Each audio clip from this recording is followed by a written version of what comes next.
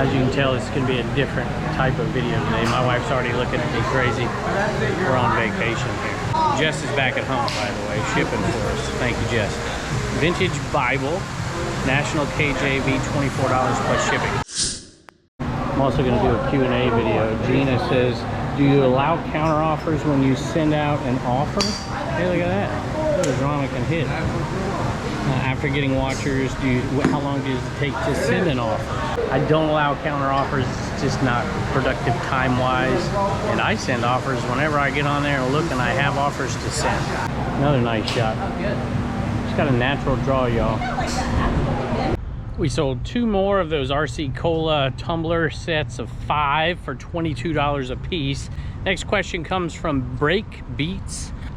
How often do you make deals with someone to purchase items outside of a designated sale space? Pros and cons, i.e. if somebody from eBay sees a listing and asks you to buy using direct payment, etc. Never. Really, really simple. Now, if it's somebody I know who contacts me about an item that they know I have through a phone number or something, that's a little different. But never would I do something on a platform and take it off that platform and do an outside deal. It's not good for the platform, obviously.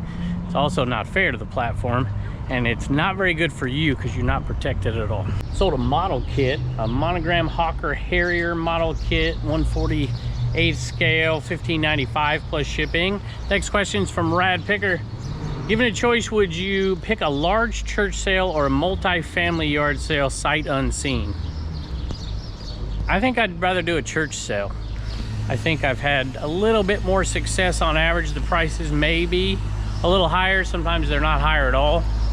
But I think, yeah, I'm gonna say a large church sale over a multi-family sale. Tell me what you think in the comments. The girls got to go shopping. I got to take Turner and Paul back up to the condo, so we'll see. Girls always got to go shopping, you know. Victoria's Secret vintage perfume. That's a good sale. $99 plus shipping on that one. The question is, favorite sports movie of all time? That's easy. This is from Heartland Vintage. Car back there is having trouble. That's Bull Durham. Easy for me. What's a better feeling, finding something good at a yard sale or watching your kids win at sports? I love them both. My kids and both of those things. I think I would go. They don't even have to be winning. I think my favorite thing to do is to watch my kids compete. I just love it. I was a ball player, and you know, my daughter does gymnastics, totally different outside of my area of expertise, but I still love it, and I'm competitive. I was a coach too, so easy one for me. I'm in an elevator by myself. Might echo here. This one, we've got we'll do 2. Liberty University men's polo shirt, size medium, sold. This has been listed forever. I decided to delist it, relist it, and it's sold for $9.95 plus shipping. The next one was a viewer sale, and they left a message. It's the Slayer's Next VHS Shocking Confession anime, $7.46 plus shipping. And they left a message. They said, hello, been watching your videos for a while now and have learned quite a bit. I collect anime and sealed VHS, so I figured this would be perfect fake sale to give you. Well, thank you. I have a death pile of roughly 20 to 30,000 items, and I have a hard time with listing. Any advice for someone who has ADHD and can't sit still for 5 minutes to do the daunting task of listing? Whew, that's a tough one. I got a little gnat flying on my hand. I guess I would say this. Obviously you'd like them, so I guess I would say go through that stack and literally pull the ones that you absolutely don't want to get rid of, put those aside, and I would bulk list them by genre if you're doing eBay. Another option is my site, shopcommons.net. You can list them, find a box, maybe a 12 by 12 by 12 box, fill it up and list it like as a static listing if you want to sell them that way, because doing them individually, I don't know how you're ever going to do it. I got to remember this code to get in here. I don't know. Turner's not with me. Is that it? Ooh, it worked. The other option is an absolute buyout. Find somebody who wants to buy everything that you don't want to keep and sell it that way. All right, in the messy condo, I get to relax a little bit. Everybody's gone. This will be pretty cool. Vintage 1984 McKee Baking Little Debbie doll. That's kind of cool. $19.95 plus shipping. And the question comes from Karen Adams. Do you feel the big highway sales are worth the expense, i.e. the gas and the hotels? I went to Peaches to Beaches this year for the first time and found the price points were that of eBay or even higher. Basically eBay sellers in person instead of on the platform. Occasionally you can find a true sale amongst all of them, but it requires a lot of time. What is your strategy to save time, still remain profitable at these huge... That's a great question. Generally speaking, for most resellers, I would say it's probably not worth the expense. Not worth the expense. If you know somebody in that area, you can cut down on costs, of course, and be able to, you know, maybe stay with them or something like that. And the mileage discount, if you're doing your taxes right, is really, really big. And if you travel a long ways, you can really save some money in that way for sure. I count all those miles, absolutely. And so I don't worry too much about the mileage, to be honest with you, because that deduction really covers that. As far as the sales themselves, I'd say you're relatively correct. I would say I buy a lot more one-offs. Turner's coming in. He's out on the balcony. I buy a lot more one-offs, and I'm prepared to pay a little bit more. And I also am looking very hard for kind of insights into different sellers and hopefully making a connection, coming back the next day, doing a buyout. But I usually do pretty good. Definitely cover the cost at these highway sales for sure. What are you doing? I'm getting ice cream. You got the hiccups? Yeah. You don't need any ice cream. By the way, I'd also say this. I think that I used to hate the tent sales, and I have grown to appreciate them. I feel like if you go in there to the tent sales and the people that are selling off, you know, niche down stuff, look under their tables, look behind, ask questions, and you can find the things that they don't highly value, and sometimes you can find a bunch of them. I did that at Peaches to Beaches, and I found a huge load of shirts that were mostly similar and some multi-quantity that I'll make $400 or $500 on. There were so many of $30, $40 shirts. So you got to take it as a different mindset, and you really do have to kind of pry a little bit and talk to people and see if you can't, you know, get them to bring something the next day. See if you can't figure out, you know, where they're from, the connections, and see if you can't make a connection maybe that you can exploit next year. Exploit's not a good term, but you get the point. I know Eric OBX Picker is really, really good at that when he goes to highway sales, and I saw him work a highway sale for 3 years before it paid off. This next item I actually found at a highway sale. I found it in Florida at a highway sale last year. I paid $1 for it, and it wasn't a great find, but you know, you kind of just take what you can get. The later in those sales, you know, it's harder to find stuff, obviously. So there's one hint. Be there on the first day or even the evening before. I usually do pretty good the evening before the first day of a highway sale. Vintage Panasonic Point-O-Matic electric pencil sharpener. Paid $1 for it down at that highway sale last year, and it sold for $16.95 plus shipping. I'd be way too loud out here, so I'd probably do just a couple out here. Colts Comics. What are the chances that eBay changes the flat final value fee across the platform to simplify their fees to sellers? I would say it's unlikely. A lot of people don't even know there's different fee structures for different categories. And in my opinion, they do these for a couple of different reasons. One, to lower a fee structure in a certain category in order to garner a bigger market share for the long-term profitability of the company is one of the ways they do it, or reasons why they do it. The other one is because there's higher expense to the platform with certain categories. I don't even know if this one's true, but let's just throw out electronics, for instance. There may be higher fraud rates, higher return rates. There may be a higher customer service rates, and everything's data driven in that category. And if that's the case, they figure, hey, we'll up the fee a little bit and that'll cover the costs of those extra expenses.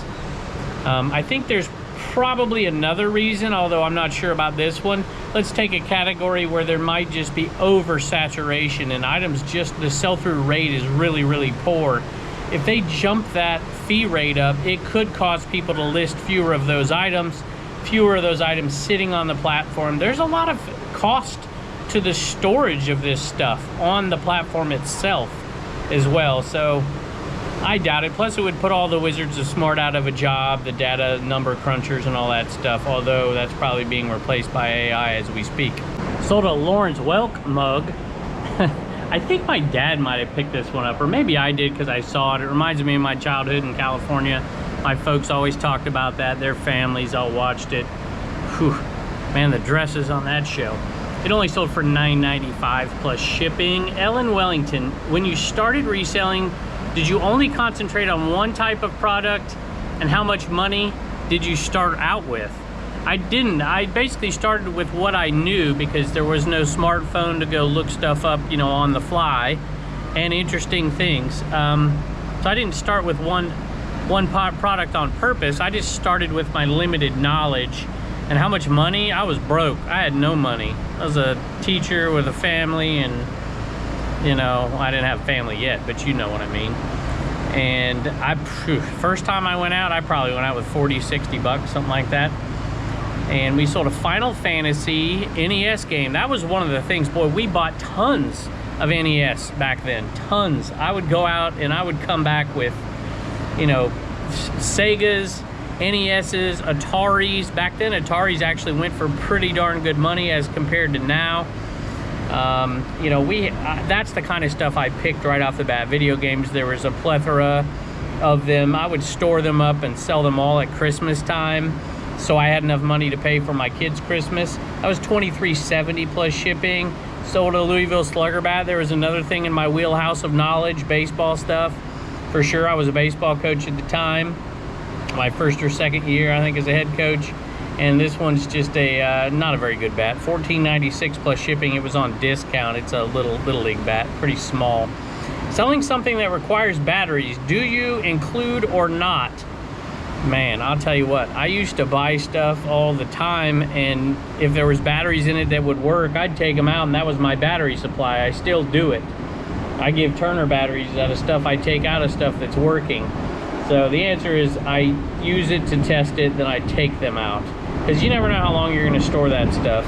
So I just get them out. Luber's mama ran out of coffee creamer, and I don't want to face her in the morning without coffee creamer, so I'm going to get it before she gets up. Apple official Magic Mouse Bluetooth mouse, white, $22.95 plus shipping. Do you think this is from Krista MMO? Do you think it's possible to niche down when you live in a rural area? If not, what would you recommend if you have very limited storage space? Okay, yeah, absolutely. It is definitely, you can definitely niche down in a rural area. I know people who do it. I know people who do it very, very well.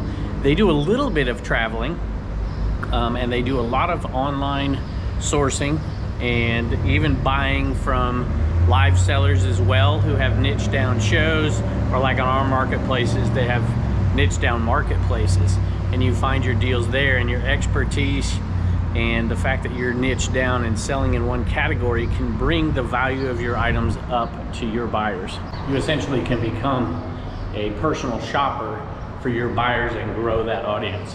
I would say, you know, as far as which niche, if you don't have much space, just pick a niche that you enjoy, that you like, that's small. You know, what do you like? And if it's small, go that way. Sold a V-Friends Classic sweatpants, cream, size XL, 50 bucks for those, plus shipping. Of course, I paid up a little bit for those. Actually, those I think I bought on a live show on a discount. So I think I was around $19, $20. If this is the right buy, there's two different buys I made. So, Bartermania, how do you feel about the tariff situation? I said ask me anything, so I guess it'll get me in trouble. Will it affect sales on eBay moving forward? Higher priced retail store items force buyers to purchase on eBay, find deals. All right, I guess I'll answer it here. I'm going through the bottom of this parking garage. Sorry for the lighting. Whew. Let me just say this. I think that it is going to be marginally a net positive for eBay resellers, for most eBay resellers, depending on what you sell. secondhand goods and stuff like that. But I honestly think it's going to be very marginal. I think the doom and gloom on both sides of the political aisle is overblown, to be honest with you. I don't see it being a game changer either way. I also think it's being mitigated and has been mitigated already. I think more importantly is that inflation number. And if we can get it to around 2% or below consistently, we're in great shape. Are we going to get there? I don't know. I don't know what the future looks like. But I think, to answer the tariff question, marginally good for eBay sellers. Sold some Serious Skincare Reverse Lift Facial Toning Gel, $19.95 plus shipping. Next question, Sarah sells smalls. What is the airspeed velocity of an unladen swallow? I don't know, African or European? You gotta tell me first. I love selling these. They sometimes can be slow sellers, so I put them out there for a good price. People yell at me when I'm driving, so I guess I'm going 4 miles an hour on a back road. Vintage 45 record holder, brass, MCM, $19.95 plus shipping. They're very light, easy to ship. And then the funky little studio says, do you believe in summer slowdown? Short answer is yes. It's not really if you believe in it or not. eBay's numbers bear it out if you look at their over the course of the year numbers. It is, I think, a little exaggerated, and it affects different sellers more than it affects others. It affects my type of seller a little bit more in the summertime because I don't sell a ton of necessities, so to speak. But yeah, I believe in it. At a stop sign, no cars around. A note from buyer. Hey Kevin, these took my way. I'm reading that before I told you what sold. Another one of the RC Cola lots, 22 plus shipping. These took me back to Pizza Hut when I was dining in the 80s. Caught the nostalgia bug watching your flipper video this AM with Sean. Hey, how you guys doing out there? This is Bodega Finds. And go check them out over on Dibdit Cards. Speaking of that V-Friend sweatshirt that sold, we are going to be doing a massive break with V-Friends, and we've got tons of other breaks going on right now that are non-sports cards. So if you're not a sports card person, I will tell you it has been a ton of fun over there. I'm also doing a huge giveaway. Haven't set a date yet. I'm just going to tell you right now, if you like vintage video game stuff, you'd want to come on over to Dibdit for that one. What else did they say? I've been eyeballing that Dachshund. I almost said dash hound like my wife. Sticker holder, tempting little thing. Bro, thank you. By the way, I think that's actually like a hot dog container, I think is what it is. I put my stickers in it though. All right, my wife just called me. She said, forget the creamer. It's our last day here. Go ahead and get me a Starbucks. I'm like, oof. All right, so that's what I'm doing now. She's spoiled. I have a question from Jess Thrifty, also Jess B. Crafton.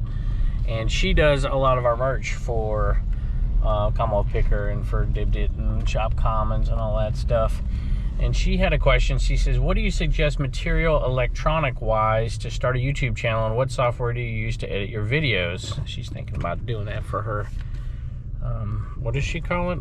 Let's see, for her craft business and for her reselling business. So I don't know. I'm simple and I'm old and I don't know technology very, very well. So I just use a GoPro camera. There's a Hero Black 9, I think, on this one. Yep, 9.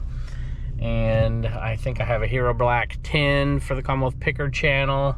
And I take that and I move it directly to my phone through Bluetooth, and I edit everything over there. So that's it. I use a little program called InShot, and then I upload it right from my phone. So that's what I do.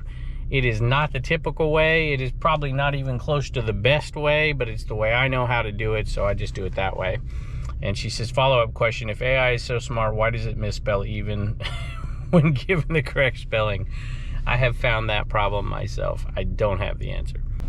All right, my time to order here. Miss Bonnie bought the Garfield piggy bank, and I appreciate it, Bonnie. It sold for $39.95 plus shipping, and thank you for the kind words. All right, here we go. First of all, I went to the wrong Starbucks, which should have been the right Starbucks because it was the closest Starbucks, but you can't make this stuff up. All right, here we go. Hazel Ridge Vintage. Oh boy, here we go. I'm asking this as a non-political question. How do Americans feel now that Canadians don't feel the USA is a safe place to visit anymore? from someone who lives close to the border and traveling to the U.S. I gotta make sure nobody's in front of me or behind me here. It was a very regular part of my life. It's strange now that most people I know don't consider going there anymore after a lifetime of feeling like we were good neighbors. Feels strange to now feel unwelcome and unsafe. Well, I don't know. You said that Canadians all feel like it's an unsafe place to go. I doubt that all Canadians feel that way. I love Canada. I would feel safe in Canada. I feel safe here in the United States, and I hope you guys do too. I get here and there's 3 coffees. So that means that Reagan got a coffee and Bubba or Bubba's fiance or somebody got a coffee. You know, these people play tricks on me. They're spoiled. I would say this one more thing about Canada. I used to fight like cats and dogs with my brother all the time. But man, when somebody else came into the equation and did something to him or they did something to me, we were tight as could be, and I suppose that's the way it'll be here with us as well. Sold 2 Liberty University Fiesta Bowl t-shirts, $18.95 plus shipping. I picked these up at a garage sale for just $1, so that was kind of cool. And the next question is from Monarch Collectibles. If you find something at a garage sale for super cheap and it ends up being worth a ton, do you feel bad and go back and give them more? They say they feel bad sometimes. No. I mean, look, if it's like a private pick and somebody's invited me into their home or something, or I know the people or something like that, and I'm trying to, you know, because they've invited me in because they know what they do, then yeah, I've done that before. At a garage sale, put the shoe on the other foot. And I know you've done this too. If you've been out garage selling long enough, you buy something, you think it's good, you bring it home, do a little bit more research, it's not that good. Would you take that back and ask for a refund? I don't think so. You know, or you bring something home and you test it and it's not working, you're not going to take that back for a refund. So, and more than likely they wouldn't accept it. So I think it goes both ways at a garage sale. But no, I don't feel bad. I don't feel guilty because there's nothing to feel guilty of. I was gonna film one more as I walk upstairs, but now I have a coffee and 1 pink drink and a lemonade I gotta take up. So I don't have enough hands to film as I go up. So we'll talk about this. I wonder how much this cost me here today. I think I was snookered. I thought I was going to get creamer for a few bucks, and man, well, let me tell you, horror movie lot, scary movies. This has been listed for a long time. Finally sold, $52.46 plus shipping. Sea of Blue, what's your single holy grail pick? I'm assuming meaning what you're looking for out there as opposed to something I've already picked. I have been looking for a long time for a ashtray from McDonald's, a amber ashtray from McDonald's, and I just can't ever find them. That's not true. I found them one time, but it was way too much money to make money on. So I know it seems odd, but that's the thing I've been looking for a while and just have never found it. My wife winked and apologized, so all is well. This one's been in the store a long time. Rusty Wallace NASCAR Miller Beer Ford Racing t-shirt. I've had it a long time. Had a price way up there. I've reduced the price. It finally sold for $39 plus shipping. Our Sienna, is flipping viable in poorer areas? Where are most flippers located? Yeah, you could flip just about anywhere. I mean, some places I suppose it might be really tough to locally source, but you could source all kinds of different ways and get stuff to you. Did y'all know I was afraid of heights? Did you see me shy away from the edge of that balcony? And I would say that just expand your thought process in sourcing in certain areas. And listen, I know folks who don't live in high median income areas. We live in a very rural area. Much of my area is very low income area.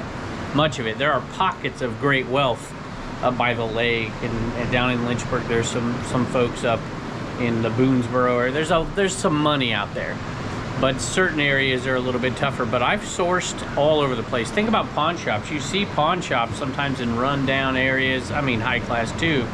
So you see all that. But yeah, I think you can source just about anywhere if you put some thought into how you're going to source.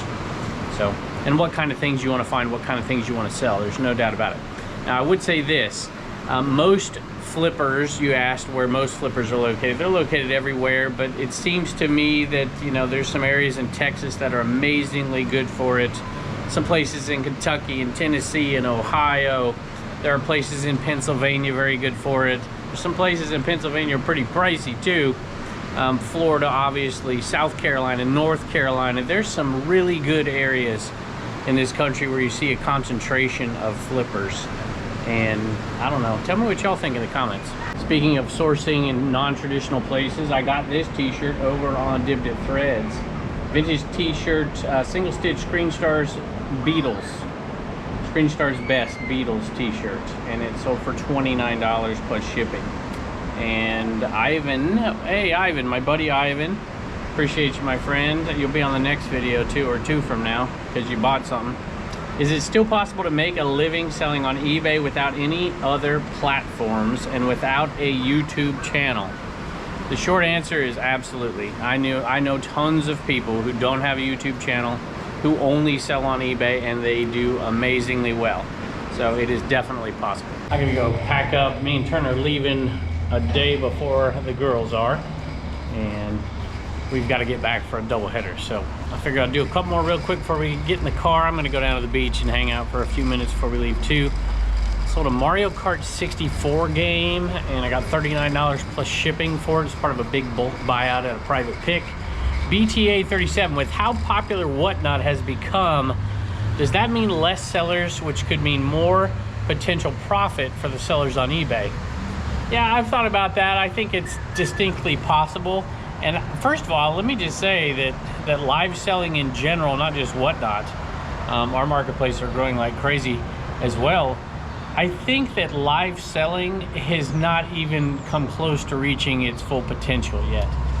And so it's yet to be seen if that's going to take away from the static buying on eBay. I don't think much. I think there are two distinct buyers looking for different experiences. So yeah, I think it's possible, let's say that, as far as more profit for those on eBay in the long run because of it. This is a good one, y'all. Fendi perfume, $149 plus shipping. Nice one. Do you feel District will ever do their own advertising to try to reach a different set of buyers other than resellers? Or do you think that there will be more resellers, just more of a reselling platform? So I'm gonna say, I don't want to sound rude. If it sounds rude, I apologize. I think you have a fundamental misunderstanding of what District is. It is not a competitor of Whatnot. It does not intend to be. They will not do their own advertising that I'm aware of. Generally speaking, maybe, but it's the individual platforms, the marketplaces, that are intended to be the competitors to Whatnot in many, many different ways. Niche down, not niche down, and you're starting to see some have great success. And those will end up being the competitors to Whatnot, not District itself. Second question is, well, it's part of the same question, but I think Whatnot is full of resellers, full of it, in different categories especially.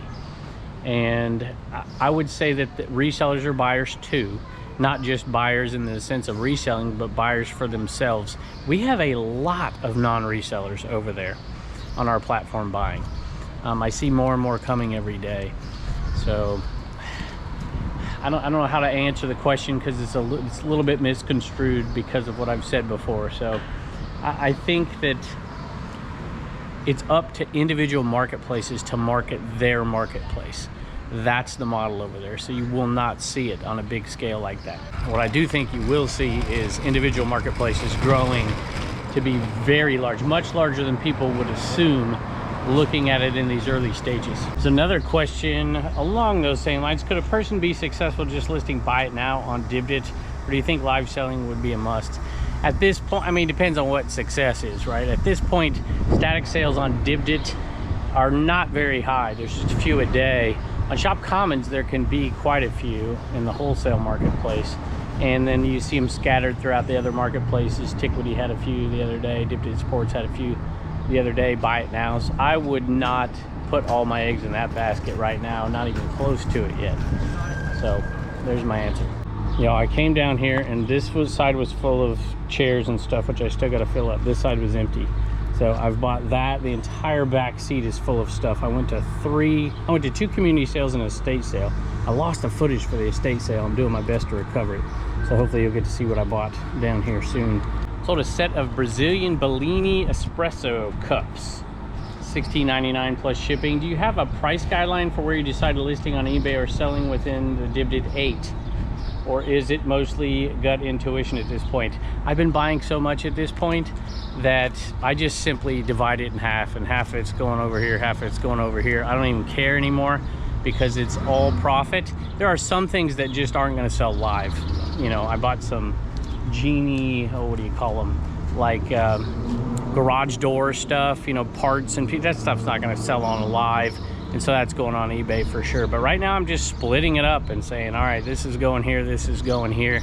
I don't even care anymore as far as the price point. It's just volume over here. As long as there's enough over here for this and enough to grow eBay over here for this, we're listing it wherever. But in regards to other people, I think that, yeah, I think you maybe should figure that out, what's selling over here. You got to pay attention to the trends on live selling versus, boy, there's some car making a bunch of noise, versus a lot more versus static selling. I'll see Blue Ridge Mama, she's yelling stuff at me. Umbrella and boogie board down to the beach. All right, I got it. Thank you, baby. Oh man, this is the Romeo and Juliet moment here. All right, funny stuff. Hey, I sold some more RC Cola cups. This might be the end of the road on these. I might have one or two left. I don't know. $22 plus shipping times two different buyers. Julie says, what app are you using to look up values items on your phone? eBay app. When is Divd finally coming to Android users? Soon. Can you just stop? Go get the stuff. I gotta go. Got a sale and a question on this one. Disney Parks Lion King plush Nala. This one's been listed a long time, so I got on discount $8.21 plus shipping. And that's the hodgepodge. And they left a message, so thank you for the purchase. When will I be able to cross-list to the Commonwealth Empire using Vendu? Also, I don't see the rest of your message. I cut it off. I'm sorry. Probably not soon. I'll just say that. But let me tell you what. I will just give you a little insight. Things are changing rapidly behind the scenes. I'm not just talking about my marketplace. I'm talking about it reselling generally and listing processes and AI, and it's going to be an interesting world. I hope to give you some updates in the coming weeks and months because some of this stuff will change everything. All right, I'm pushing the cart out there. I'm going to load one more into the car, and then I got to take this stuff down to my wife, and I can't do both at the same time, so I'll just do this right here. Nathan says, what are the ways to increase profits during the winter time? There's all kinds of ways. One way is if you, I assume you asked that question because you source like I do, and you can't source like I do garage sales and stuff all year round. I mean, obviously estate sales, if you don't typically do those, you can find those in the winter time a little bit.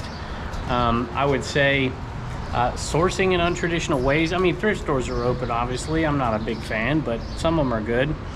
I used to do a lost and found with the golf courses.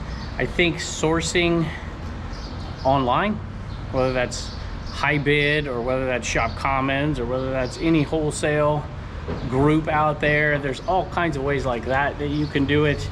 And or you can travel a little bit, you know, get some nice warm weather in the middle of the winter. I know that's expensive, but for me it's just I source more in the sourcing months.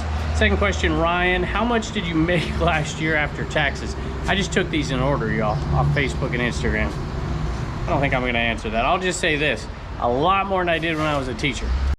If that question had to do with only reselling alone, I think I would say just a shade under $100,000 net profit after, well, is that after taxes? No, probably not, but they all get mixed together. It's hard to tell for me, so there's my answer. Next sale's kind of cool. It's a Richard Scarry best storybook ever, 1968 golden press, $15 plus shipping. Last time I bought one of these, my wife wanted to keep it and I let her keep it, and I found another one, so I got to sell this one. Brenda Lou has a bunch of questions here. I think I'll just choose a couple. Is reselling successful without a YouTube channel? Yeah, absolutely. Can anyone sell on Divd, or do you need a following? Without a following, seems no one would be able to sell and the seller would lose money. Well, I think it's a better proposition to sell on Dibdit if you're brand new and have no following, especially if you're selling decent stuff and you have a good personality, because we can help you bring the audience over there. We don't always do it, we can't always help, but it gives you a head start and a boost more than you're gonna get over there. So yeah, but yeah, anybody can sell on Dibdit. It's a matter of will they be able to successfully do it. You can grow an audience. We've got plenty of sellers over there that have an audience that they have built over there with our help that do really, really well. It is a matter of, this thing is loud. It is a matter of, you know, bringing the buyer base and growing the seller base at a pace that doesn't outpace the buyer base that we're growing, because you got to have a certain amount of buyers for the sellers that are on there, and you can eclipse that as far as too many sellers. And so we're trying to balance that as we grow. The last question you have is about, is USPS getting crazy? And because they've had some lost packages. I have had 2 packages that have completely disappeared, and the typical tracking things that I put in and stuff that usually works so far has not worked on either of them. So I don't know, maybe. How has your experiences been out there lately with any lost packages? Next sale is kind of funny. I posted something on Facebook the other day. I said, show me your oldest listing that you have listed. Mine was 1,400 days plus. My wife's calling, hold on. Hello. Anything else? Anything else? You might need to send me a list. No, I'll remember. I'll see you in a minute. Boogie board, cooler, okay, pill case, and a book. All right, I'll be down in a minute. Bye. Leo Kottke, Mudlark cassette. That was my oldest listing, and I posted it, and of course I got people to say, hey, I'll buy it from you. Brian Big and Fun, a friend of the channel and a friend, said, I'll buy it off of you, but you got to sign it, he said. The problem is, I think I'm not home. So actually somebody else said sign it. I think you just said you'd buy it. I think that's right. Anyway, Brian, thank you.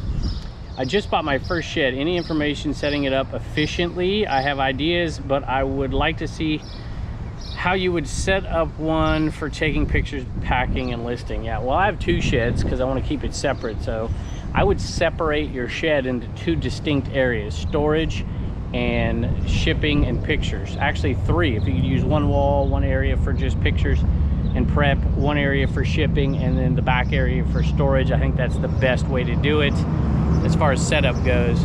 As far as installation goes, I would definitely make sure you insulate the heck out of that thing. My back shed is insulated very well, much more efficient, and the first shed is insulated okay. But I didn't do anything on the flooring, and that's where the issue's coming from. So there you go. I've got 3 more to the same person. I assume this is a viewer, although I'm not 100% sure, but I would be shocked if it wasn't, because it included those RC Cola cups, $22 plus shipping, plus a couple of actually it was 2, quantity of 2 of those. So that's $44 plus shipping. And of course we'll combine all this shipping here, and 2 different Hot Wheels that we decided to sell on here. I think they're probably around the $10 to $15 mark a piece in the box. This message is from Paul Brown. I recognize that person. When are we gonna play golf again? Uncle Paul will play, we'll play soon. Uncle Paul is the only one of there's 6 brothers. He's the only uncle who can beat me, and he's tired of beating up on all his brothers, so I guess I gotta go let him beat me. He can play some golf for sure, for an old man. This question is from Chris. What are the benefits of selling an item and charging a flat rate to ship, opposed to just adding the cost in on the starting price or buy it now price and offer free shipping? Are the final value fees all the same for free shipping calculated or flat rate? Yes, to the second part of your question, they are all the same. There are advantages. There are disadvantages too. I'm not dogmatic about it. I think you can do it either way. But for me, flat rate shipping gives me an opportunity to make a little bit of money on the closer items that are shipped to me, and you know, still provide that big audience like you would with your free shipping. But when you're doing returns, if item not as described, or excuse me, if somebody just doesn't like something or whatever, I don't refund that initial shipping. So I think there's one advantage. There's a couple more as well. One of them that I think is important is I like to do the automatic not automatic, but I like to put 25% off, 30% off after, you know, 250 days. And that number comes off of the item's selling price and does not come off of the shipping. And it gives the appearance of a bigger discount and you get more purchases that way. All right, finally headed down for a little bit more time at the beach here. Blue Ridge Treasure Hunters. We have started on YouTube, our YouTube channel for reselling. We were wondering when you first started, how do you get your videos seen so you can get monetized? That's the magic formula, I guess. I don't know. How long did it take? Thanks in advance. And also, Blue Ridge Treasure Hunters' husband, Aaron. I'm the other half of Blue Ridge Treasure Hunters here in Winchester. With YouTube, we know we will get those nasty comments and what to do, and we don't know what to do to handle them. Do we delete them, comment back, or ignore them? That's a good question. Let me put this down. I'm having a hard time. First question. It's so hard to figure out what the heck works and what doesn't work. So I just started and I put out a video every single day for 3 years almost. I mean, literally.